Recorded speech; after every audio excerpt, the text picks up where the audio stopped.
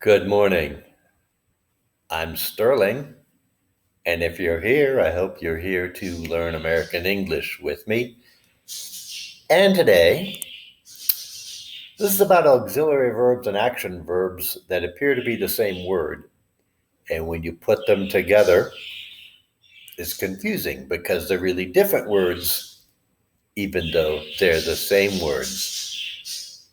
So today, we're only going to talk about have had and has had, which is a very special case of the present perfect in English.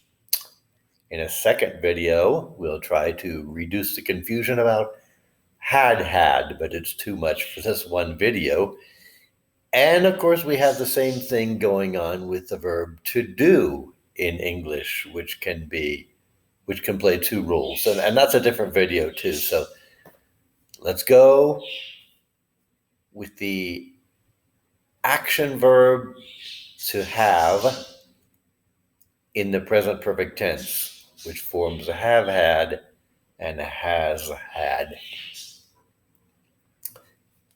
When I went to elementary school, primary school, you might call it here, in the United States, the teachers I had did a really bad job of explaining this.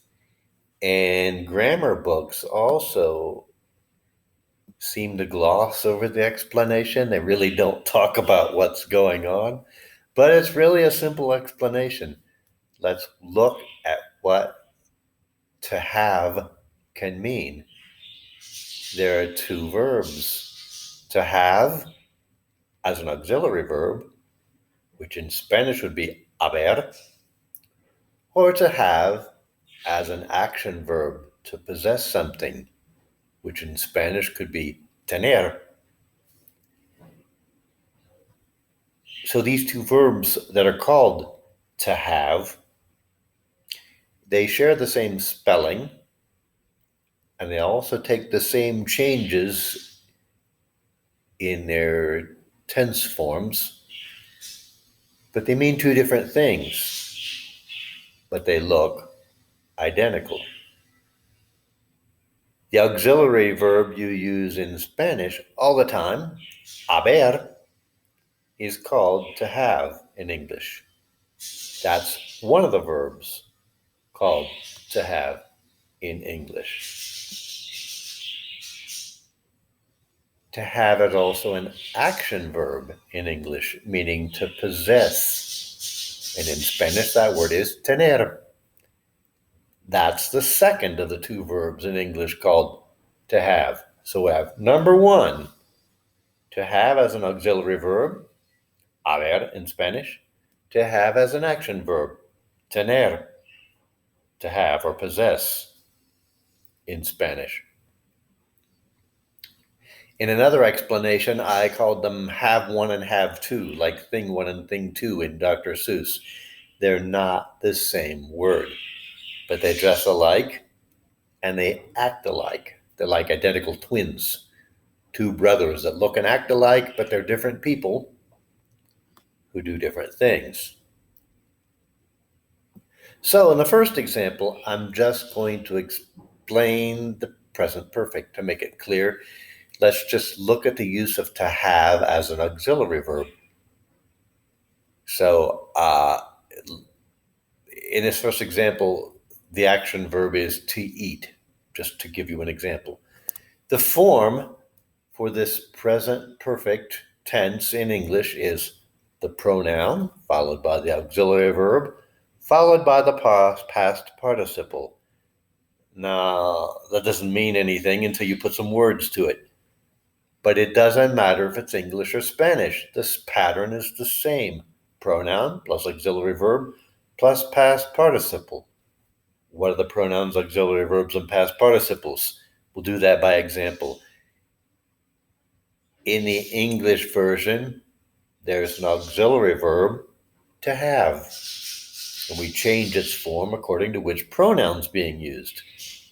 So with he, she, or it, we put an S on the end of the verb and it becomes has. With all of the other pronouns, we don't. So it's simple. We have just two forms. I have, you have, we have, they have, and has, which goes with he, she, or it, has. The S ending only goes with he, she, and it. And eaten or comido is the past participle. So let's put it in actual words so you understand what I just said. Yo he comido. I have eaten. Pronoun, auxiliary verb, past participle. Tú has comido. You have eaten. Pronoun, auxiliary verb, past participle. Él ha comido. He has eaten. Pronoun, auxiliary verb, past participle. Nosotros hemos comido. We have eaten. Pronoun, auxiliary verb, past participle. There's only one left. Ellos han comido. They have eaten. Pronoun, auxiliary verb, past participle. Notice we're doing this ending thing on the verbs in Spanish too. It's just more complicated in Spanish. There are 5 forms, 5 verb endings for the different pronouns in Spanish, not 2. Has, hemos, han, ha. 5 forms.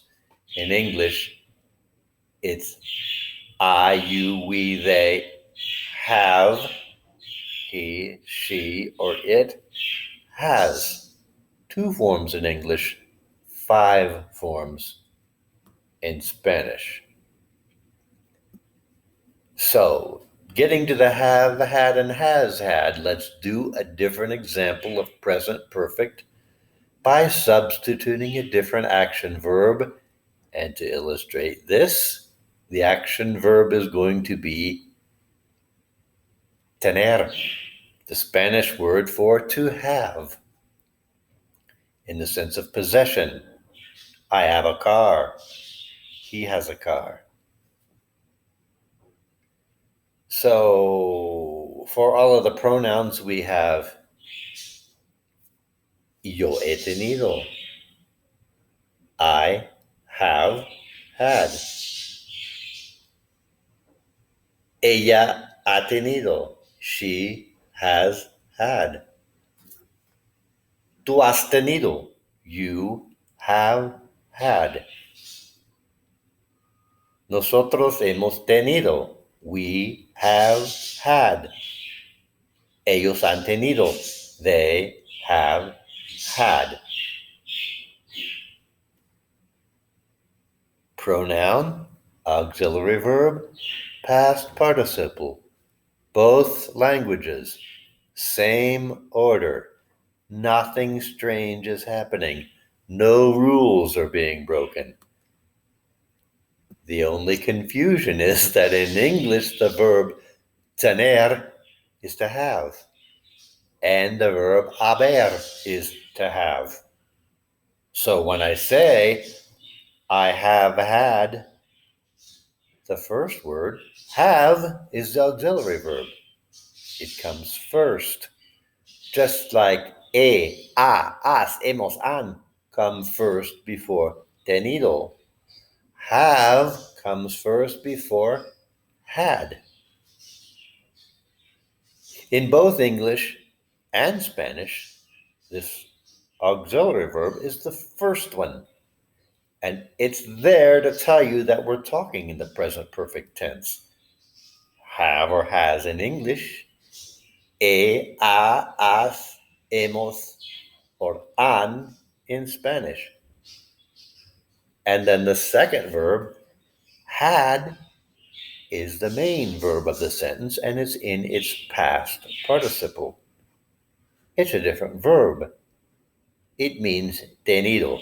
And in English, the past participle of have, which means tenido, is the word had. So once more by example, he tenido, I have had. Ha tenido, he has had. Has tenido, you have had. Hemos tenido, we have had. Han tenido, they have had. Of course, in Spanish, the pronoun is optional. This is why there are 5 forms in Spanish, because the form tells you which pronoun you're using. In English, we're required to say the pronoun. Otherwise, we're not sure which pronoun we're talking about. Here's a little context for practice. I have not had a lot of success in this business, but I have had an interest in it for a long time. We have always wanted to try that, but they have never given us the opportunity. They have had a bigger interest in the company for a long time. We have had all we can take of this nonsense. She has had to stop the procedure twice. You have had enough experience to know better. That covers everything except had. And had is a different verb tense, and this video is too long to talk about everything in one. So if you're still listening, there's not enough time to explain it. I'll do it in another video, and then we're going to do and does do and did do in a video after that.